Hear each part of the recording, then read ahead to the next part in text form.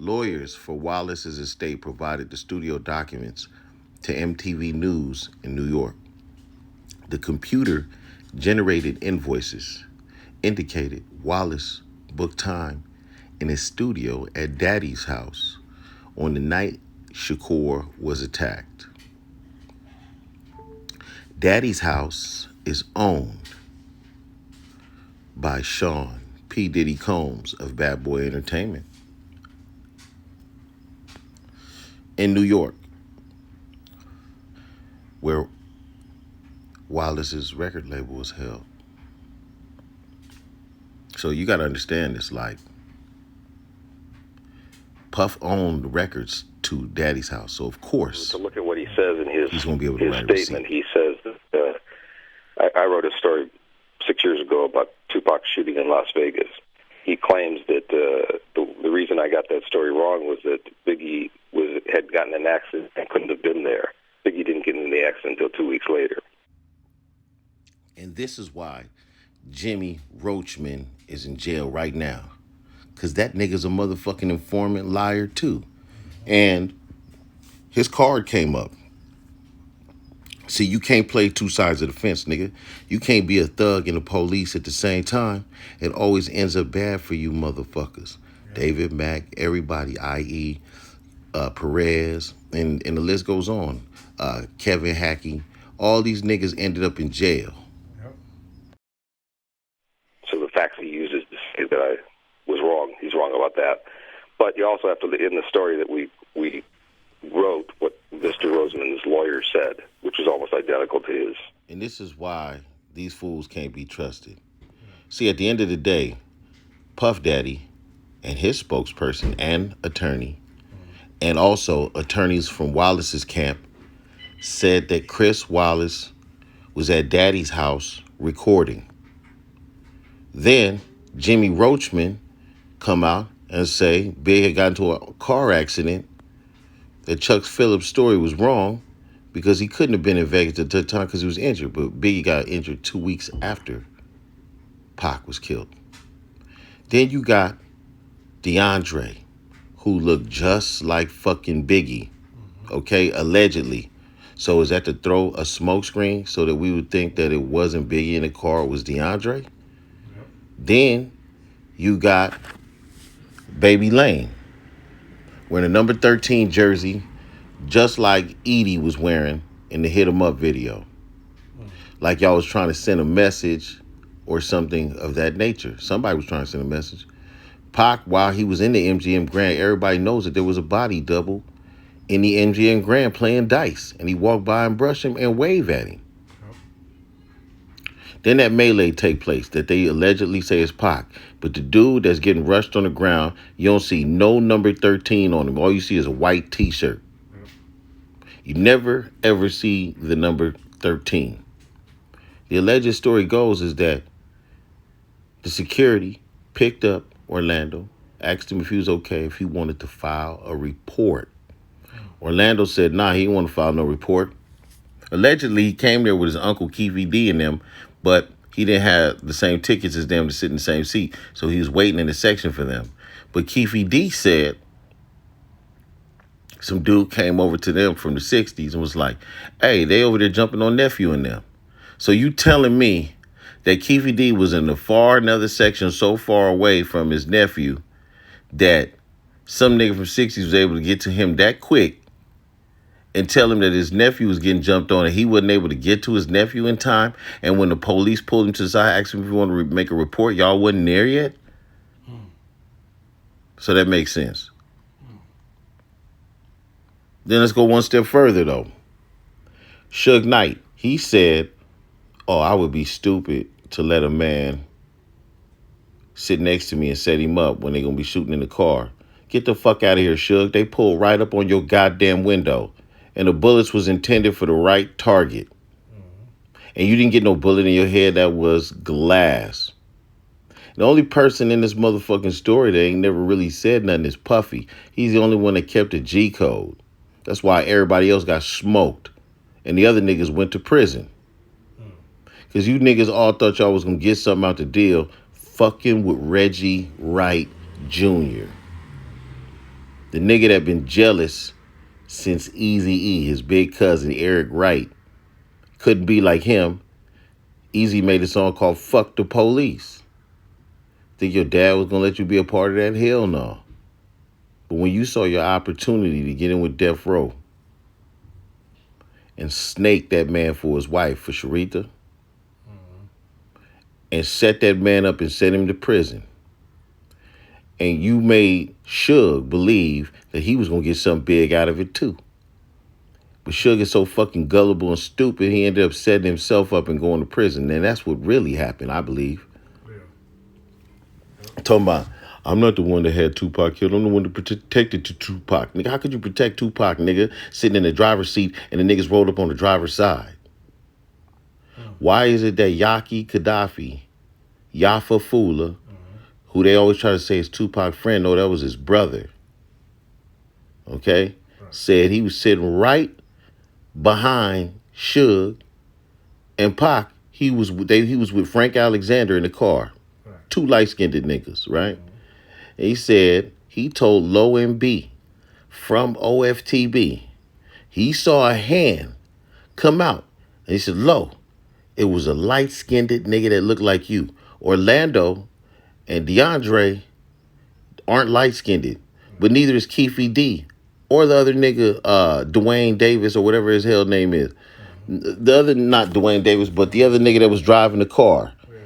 None of these motherfuckers was light-skinned. These niggas is blacker than Wesley. Yeah. Okay? The only person that we know is a certified shooter and killed Suge's man standing right next to him. Just like Pac got killed standing right next to you. Yeah. It was other bloods out there in Atlanta. Buntry was out there. Heron was out there. Other niggas was out there. Why is it that every single time Mob James get on a goddamn podcast, he say something about Suge going out to Atlanta and coming back without Robles?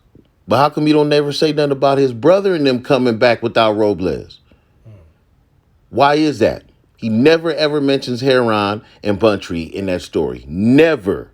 Right. I've never heard him one time say Buntry and then was in Atlanta with Suge. I didn't even know that until I started doing my research. Yeah.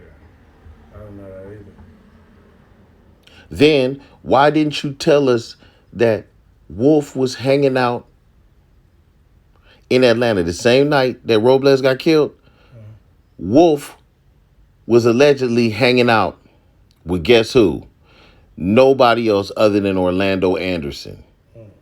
Get the fuck out of here. Where they do that at? That was a setup. Okay. Yeah. And I believe that Orlando Anderson was completely fucking innocent. Yeah. He was. I'm going on record. And Keefe D is a piece of shit. And Keefe D is a goddamn liar. He wasn't Orlando's uncle. Keefe D was his goddamn watcher. Keefe D is an FBI agent. You trust and believe that. Greg Kading don't got no power to get some man to admit that he was in a car, handed the gun to a nigga that killed Tupac, and he's not in jail. Get the fuck out of here. Right. That's a psyop. Yeah, he's a snitch. He's not a snitch. He's a goddamn police officer. Mm-hmm. Just like all the rest of these niggas. Right. And Mob James is a police officer. Okay? It's a fact that he got FG set up and sent to the pen. That's a fact. You can go right now on YouTube and look for the FG interview. It's also a fact that you can find the old 85 Compton police footage with Mob James on there telling all the gang business with a goddamn police hat on. Then he's traveling the country with Greg Kading with Death Row shirts on. He's traveling to Australia and shit with the goddamn police doing talks about what happened to Tupac. Mm-hmm.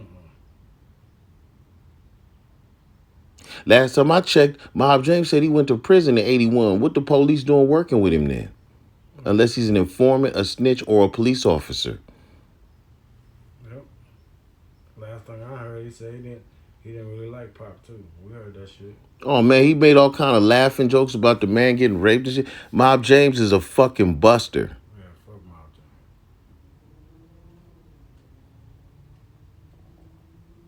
You talk about you was at the goddamn 662 when Pac killed. Where was Reggie Wright Jr.? Oh, he ironically left 662 with the lawyer. Right? With the lawyer. Not David Kenner lawyer either. The other lawyer. The lawyer from Vegas. Yeah, the lawyer from Vegas. Mm-hmm. He was ironically gone. The other guy, another Kevin, allegedly, that was working with Tupac as his guard, said that he heard on the walkie-talkies, got him. And then another voice come on and say, hey, we on the open line. I'll talk to you in a second, and shut down the walkie-talkies. They wasn't even supposed to have Nextels. They told them niggas, don't bring no guns or your Nextels at all. Yep. They wanted them niggas to be naked. Yep. Exactly. Now, how could the government look at all that information and nobody be arrested? Because everybody was police, that's why. Even Wolf. Wolf was a goddamn police officer.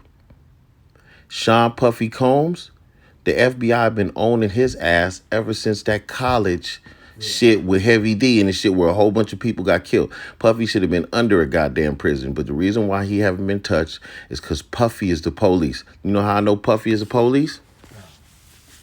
Because Jay-Z back in around 2003 or something like that stabbed Lance Rivera. That was the nigga that produced Cameron. Other niggas that was related to Mace. You know that Mace was an artist under Puff. Mm-hmm. And then all of a sudden, Puff and Jay-Z is best friends. Right? Mm-hmm. The Lance Rivera case on Jay-Z goes away. Goes away mysteriously. And now, Puffy has a mysterious person that he introduces to Jay-Z. Her name happens to be Desiree Perez. Now, where does the name Perez come into hand? Oh, Rafael Perez.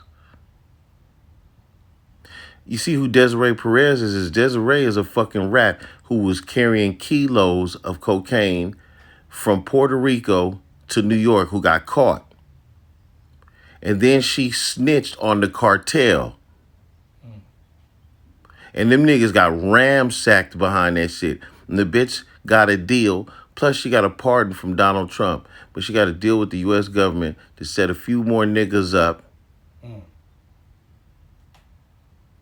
And they wouldn't send her to prison for life. That's bullshit. Rafael Perez on the West Coast did the same thing when they arrested him, asking him was he complicit in the murder of the notorious B.I.G., a.k.a. Christopher Wallace. He then turned and rolled over on the Rampart scandal. We know that mad cops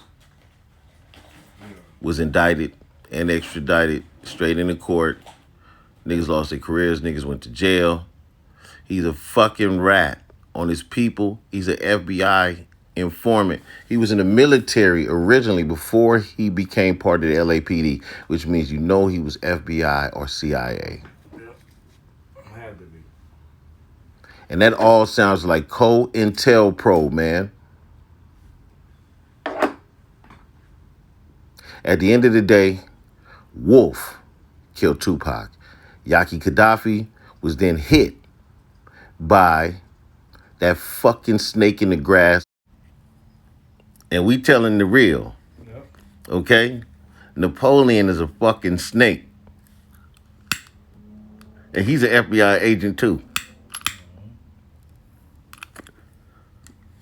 Talking about his cousin Roddy killed Yaki. You fucking snake. And then you told Roddy to turn himself in and he did. Get the fuck out of here. No, he would have smoked you too if he was about that life like that. Shit. But all of a sudden, he didn't give a shit about Yaki, but he give a shit about you over some herb? Nigga, get the fuck out of here. That story is a lie. Everybody know that story is a lie, including Yaki's mother. Napoleon is a fucking snake. Anytime y'all see Napoleon said these words. He said any of music that he recorded with Pac, erase that music. But I go one further. Any interviews with Napoleon, erase that nigga. Fuck Napoleon.